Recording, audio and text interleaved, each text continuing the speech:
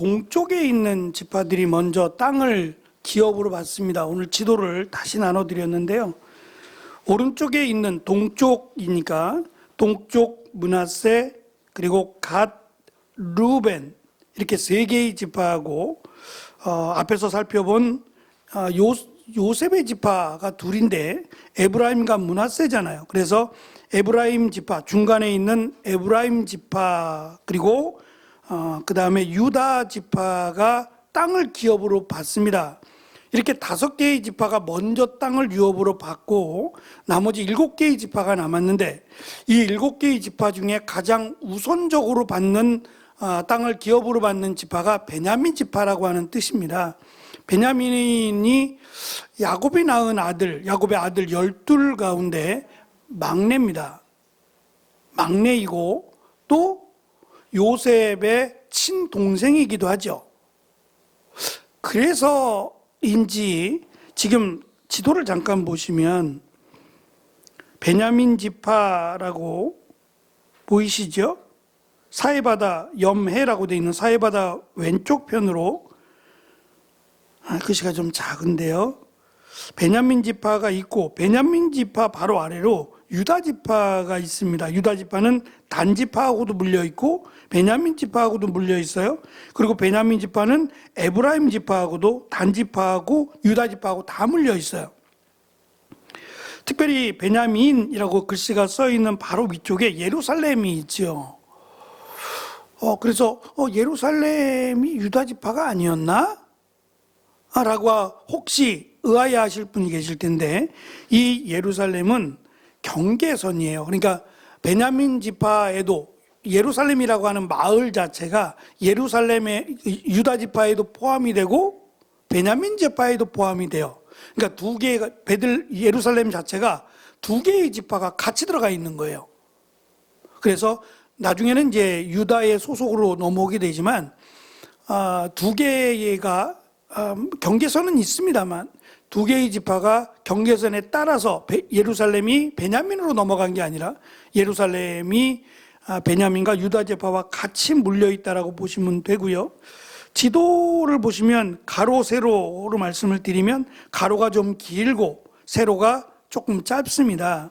이것을 밑에 있는 지도상으로 연결해서 보면 지금 가로로 되어 있는 동서로 되어 있는 부분은 40km고요.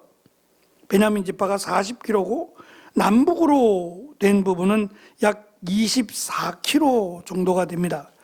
일단 한눈에 보기에도 베냐민 지파가 작아요. 밑에 유다 지파와 비교 한번 해보세요. 굉장히 작죠? 베냐민 지파 땅이 굉장히 작아요.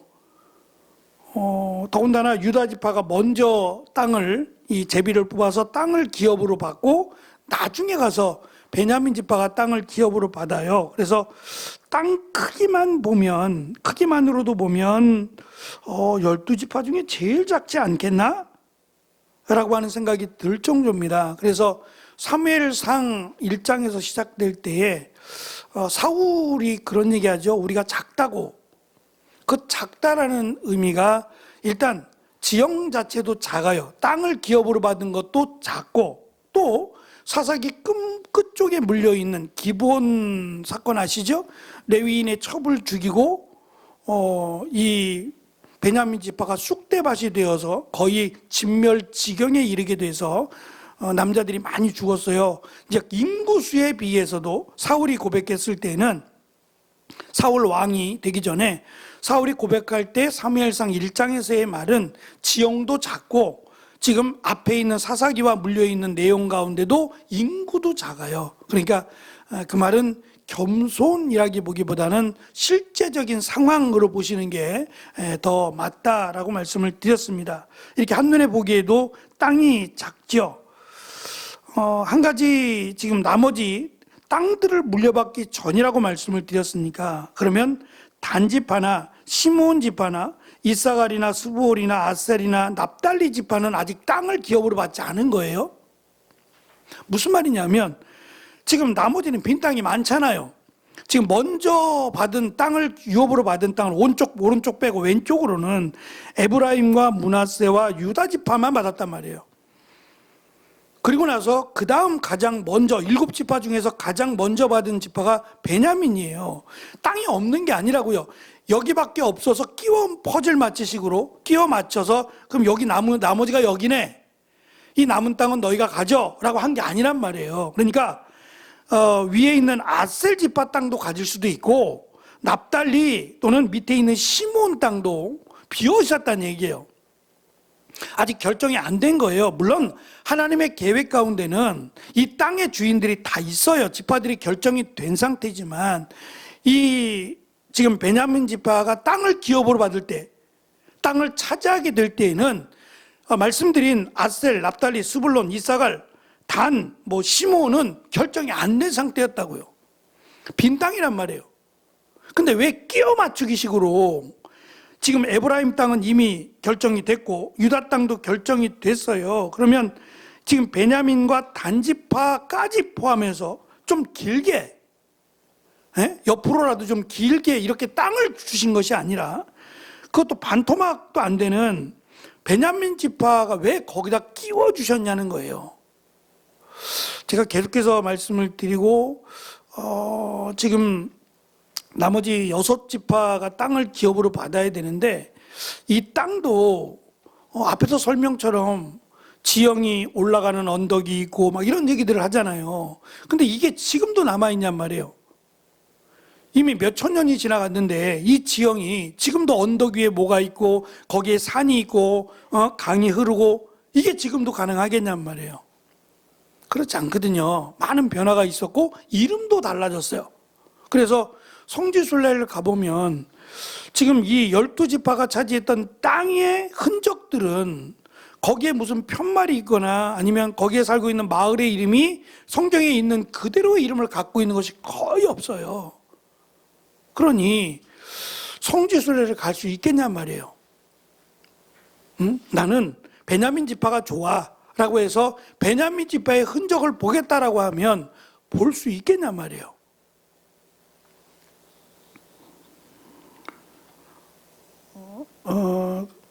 그러니까 이게 지금 참 어려운 부분이 지면적으로 보면 우리 읽은 말씀 말고도 유다 지파도 길게 말씀하시는데 이 내용이 우리에게는 참 어렵다. 그리고 만약에 후대에 이스라엘 백성들의 후손들이 읽어도 매치가 안 돼요. 이미 시간이 많이 흘러서 이름도 지명도 이렇게 바뀐단 말이죠. 그래서 어느 정도 시간이 흘러가면 그 지형도 알 수 없는데 왜 이것을 이렇게 남겼을까? 이런 식으로 구체적으로 어느 곳에 가면 지형 이름이 있다. 한 가지 더 참고를 좀 드리려면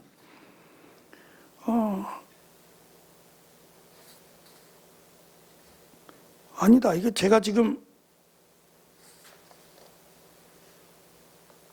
조금 더 읽었어야 되는데 28절까지 읽었어야 되는데 18절까지만 읽었네요. 28절까지 읽었어야 되는데 나머지는 한번 가셔서 읽어보시기 바라는데요. 맨 마지막 쪽에 있는 이름, 그 이름도 지금 3페이지를 잠깐 보시면 3페이지 아랫단 쪽에 총 26개의 성읍들을 받게 되는데 3페이지 중간 밑으로 보시면 다른 지파의 성읍들과 이름이 같은 것들이 있어요. 예를 들면 오브라라고 하는 23절의 오브라는 므낫세 영토에 있는 오브라도 있단 말이죠. 보이실까?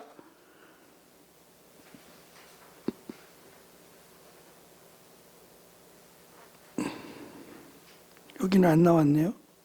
이 지도에는 이 므낫세 땅에서 그 성경에는 므낫세 땅에서 언급이 있단 말입니다. 오브라가 있는데 그 오브라냐? 아니란 말이에요. 그러니까 므낫세에도 오브라가 있고 지금 베냐민 지파 땅에도 오브라라고 하는 이름이 있다는 거예요. 25절에 가면 라마라고 하는 이름이 있는데 아셀 지파에 라마가 있고 납달리 지파에도 라마가 있어요. 시므온 지파에도 라마가 있어요. 그러니까 이 라마라고 하는 이름이 벌써 4개의 지파에 각각 다 라마라고 하는 이름이 있단 말이죠. 이 라마라는 뜻이 높은 곳이라고 하는 뜻이에요. 그러니 얼마나 그냥 일반적인 뜻이에요. 특별한 뜻이 아니라 높은 곳 이러면 다 라마예요. 다.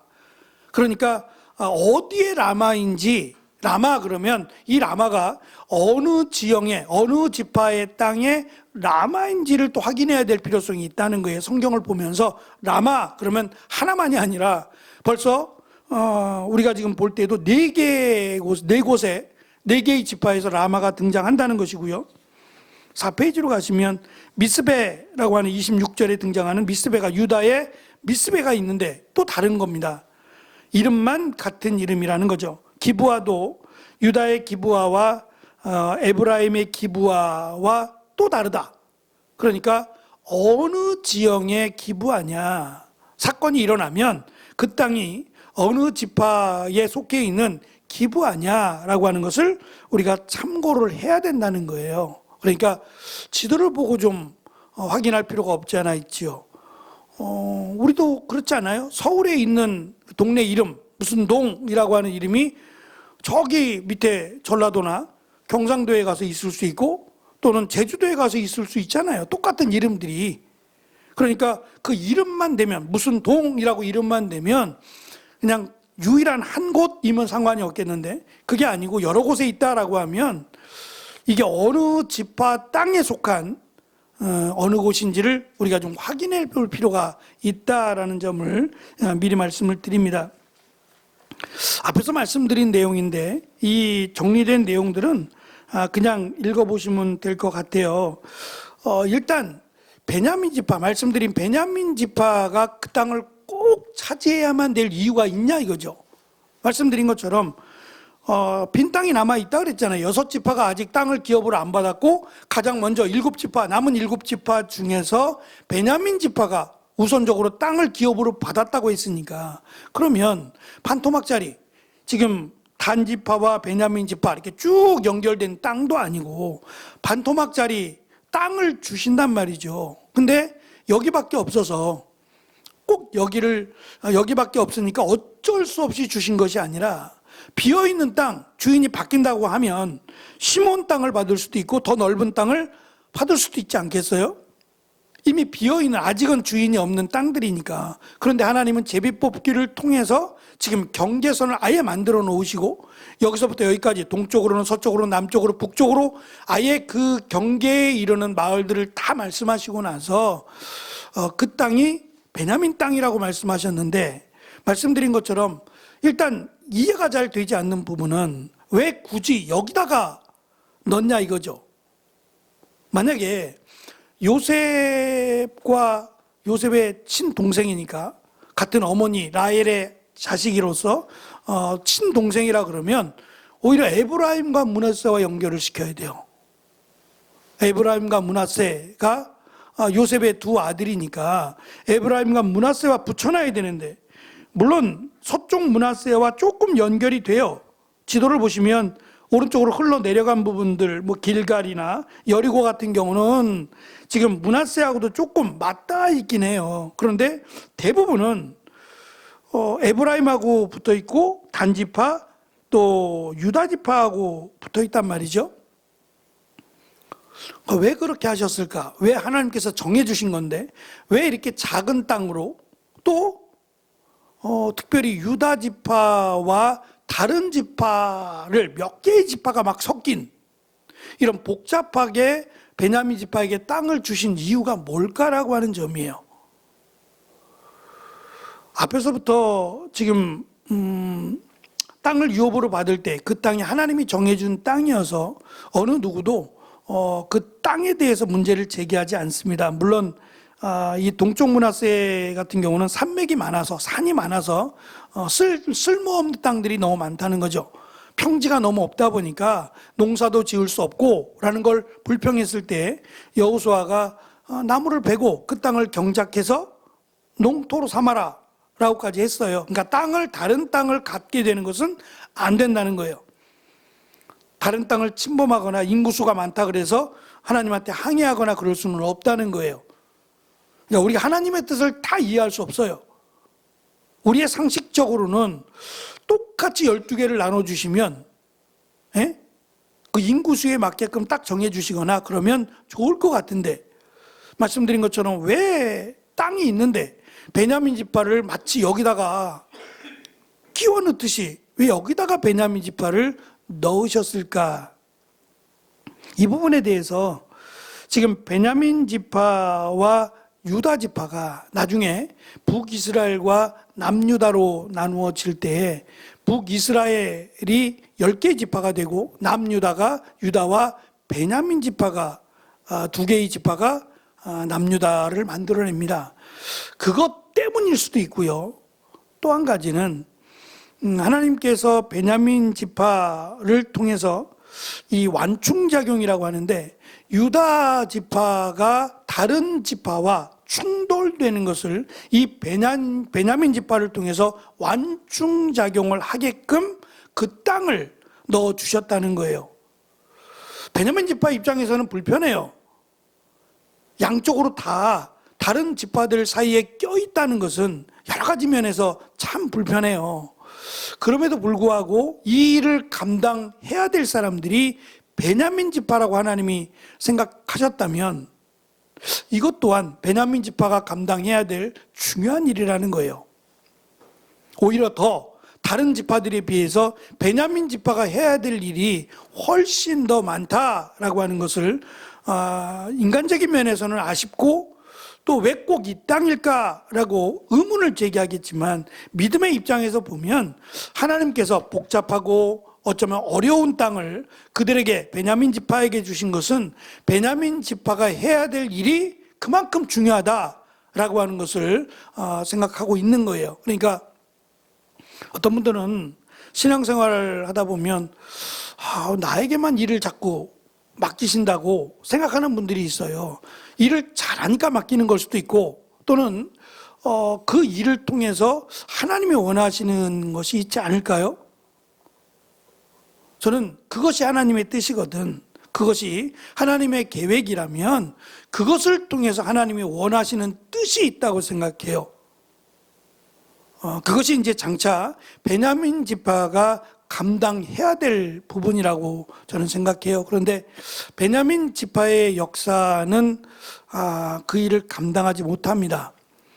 우리가 앞에서 본 것처럼 사사기에서 우리가 본 것처럼 베냐민 지파만 그런 건 아닙니다만 베냐민 지파가 완충적인 역할을 하기보다는 오히려 다른 지파들로부터 이 지파를 없애버리는 게 차라리 낫겠다라고 하는 비난을 받게 돼요.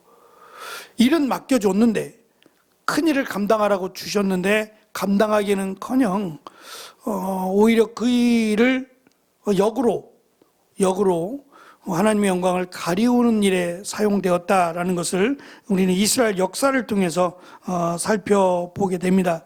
그래서 저도 지금 고민이긴 합니다. 나머지 6지파들도 지금껏 살펴본 것처럼 유다 지파나 또는 므낫세나 에브라임 지파들처럼 그 땅의 경계들에 대해서 쭉 설명한다면 우리에게는 참 어려운 내용이고 어쩌면 왜 이렇게 주셨는지를 알지 못한다면 우리에게는 그냥 지나쳐야 될 말씀이겠다라는 생각도 했어요. 그래서 제가 말씀을 준비하면서 다음 주에 나머지 6지파들을 살펴보면서 하나로 묶을지 아니면 특별한 의미가 있어서 하나님이 그 땅을 뭐 이사갈에게, 아셀에게, 납달리에게, 스불론에게, 시므온에게 주셨다라고 하는 의미가 있다면 그것은 조금 나눠서 살펴보고 그렇지 않고 지금처럼 그 땅에 대한 설명들로만 땅의 지명 또는 경계선 등등의 설명들만 이루어졌다면 이걸 한 번으로 해야 되지 않을까. 하나로 뭉쳐서 어차피 우리가 그 지형을 이렇게 지도상으로 밖에는 크기라든지 아니면 경계선에 대한 지형을 보는 것 외에는 더 깊이 알아가기는 어려운 부분이 없지 않아 있어서 그것은 조금 양해를 해주시고 어쨌든 땅의 크기가 다르다. 그리고 베냐민 지파가 일곱 지파 가운데 가장 먼저 땅을 기업으로 받게 되는데 땅이 없던 것도 아닌데 굳이 이미 결정된 유다 지파나 에브라임 지파가 먼저 결정이 돼 있는데 그 틈 사이에 자그마한 땅, 유다 지파의 4분의 1도 안 되는 작은 땅을 굳이 베냐민 지파에게 주셨는가라고 하는 부분을 우리가 조금 의미 있게 살펴보고, 베냐민 지파가 다른 지파들, 나중에 이제 북이스라엘이 되는 다른 지파들과 유다 지파, 남유다의 대표가 되는 유다 지파 사이에 완충작용을 하기 위해서 하나님이 그 땅을 주신 것 같다라고 하는 약자들의 설명도 우리가 조금 유념하면서, 어쨌든 간에 우리가 다 하나님의 뜻을 알 수는 없습니다. 왜 하나님이 위쪽에다가 아셀, 납달리, 스불론을 주시고 아래쪽에다가 시몬 지파를 주셨는가에 대한 부분도 우리가 명확하게 답을 내리기는 어려워요. 중요한 것은 이 땅의 결정, 이 땅의 경계들의 결정은 하나님이 다 하셨어요. 그리고 결단코 침략해서는 안 되는 희년이라고 하는 것이 이루어지는, 그래서 하나님께서 주신 경계든지 땅든지 전부 다 하나님께서 결정하셔서 주신 것이다. 내가 원해서 그 땅을 차지할 수는 없다. 다만 동쪽에 있는 지파는 조금 예외입니다. 우리가 살펴본 것처럼 동쪽은 내가 그 땅을 차지하겠다고 요청을 했고, 서쪽에 있는 땅을 갖지 않겠다라는 걸 전제로 했어요. 전쟁에 참여하겠다라는 것도 이야기했고요. 그래서 원래 하나님이 주고자 했던 땅은 서쪽 땅인데 동쪽 땅까지 이스라엘 백성들이 점령하고 차지하게 되었다라는 것도 은혜고, 또 땅을 결정하고 그 땅을 차지하고 그 땅에서 지파들에게, 각 모든 사람들에게 땅을 분배하는 것도 하나님께서 명하신 일이다. 그래서 땅들을 구체적으로 경계선들, 이 성읍들을 지금 우리 지도에는 몇 개 안 보이거든요. 2, 4, 6, 7, 8개 정도? 9개, 10개인가요? 이 정도밖에 안 보이는데 성경에 기록된 성읍은 26개예요. 이 작은 땅에 26개의 성읍이 존재했던 거예요. 그러니까 어떤 성읍은 작고 어떤 성읍은 조금 더 크거나 아마 그랬을 거예요. 근데 이 26개의 성읍조차도 확인할 수 없다. 성경에는 기록이 되어 있지만 지도상으로도 거기가 어딘지 지금 연구해서 지도를 그린 건데 이 지도상에서도 확인하기 어렵고, 또 우리가 성지순례 가면 이 땅조차, 이 땅의 지명이나 이 땅의 경계조차 확인하기 어렵다 지금은 라고 하는 것을 살펴보시고, 제일 중요한 것은 하나님이 약속하신 땅을 주셨다라는 것이고, 그 땅을 내 마음대로 임의대로 차지할 수 없다. 그리고 다른 땅도 차지할 수 없다. 하나님은 그 땅을 그 지파들에게만 기업으로 주셨다라고 하는 것입니다. 이것이 지켜지지 않아요. 지켜지지 않아서 결국은 이스라엘 백성들이 포로로 끌려가는 일에 중요한 이유 가운데 하나가 돼요. 하나님이 정하신 그 땅, 그 지파의 경계 다 무너지고, 또 심지어는 희년제도도 사라져버려요. 결국 그 결과가 하나님이 말씀하신 땅에 대한 부분, 기업에 대한 부분을 어기면서 그 결과가 이스라엘이 땅을 완전히 잃어버리는 겁니다. 땅을 완전히 빼앗기고 다시금 이제는 애굽이 아니라 저 위에 아수르, 바벨론 그쪽으로 포로로 잡혀간다라고 하는 이스라엘의 반복된 역사를 우리는 성경을 통해서 보게 됩니다. 하나님께서 우리에게 어떠한 일을 내가 깨달아 알기까지도 중요하지만 그 일을 맡기신다면 감당할 수 없는 부분도 있겠지만 감당할 수 있으리라고 맡기셨을 수도 있어요. 그러니까 그 부분을 기도하면서 우리가 지혜롭게 하나님의 일을 잘 감당한다면, 비록 땅은 작아요. 유다 땅에 비해서도 훨씬 작지만 작다 그래서 문제되지 않을 거라고 저는 생각해요. 그 땅에 베냐민 지파 사람들이 먹고 사는데 전혀 무리가 없도록, 문제가 없도록 분명히 하나님께서 그 땅의 것들로 채워주셨을 것이라고 저는 믿어요. 중요한 것은 땅이 크냐 넓으냐의 차이보다도 그 지파들이 하나님을 온전히 그 땅에서 섬기느냐가 제일 중요합니다. 지금은 땅을 분배하고 그 땅을 정확하게 어느 땅이다, 어느 지파의 땅이다라는 걸 설명하기 위해서 땅의 이름이나 지형에 대한 설명을 하고 있지만 나중에 가면 그것이 유일무이해집니다. 아무 의미가 없어요. 그 결과가 하나님 말씀에 순종하지 않은 결과가 포로로 끌려가게 되고 땅을 빼앗긴다라고 하는 것을 우리에게 가르쳐 주기도 합니다. 우리에게 맡겨주신 일들, 또 마땅히 감당해야 되는 일들을 잘 감당함으로 하나님이 약속하신 귀한 은혜가 우리 가운데, 또 우리가 행하는 일들 가운데 풍성한 우리의 삶과 계획이 되어지시기를 간절히 축원합니다. 기도하겠습니다.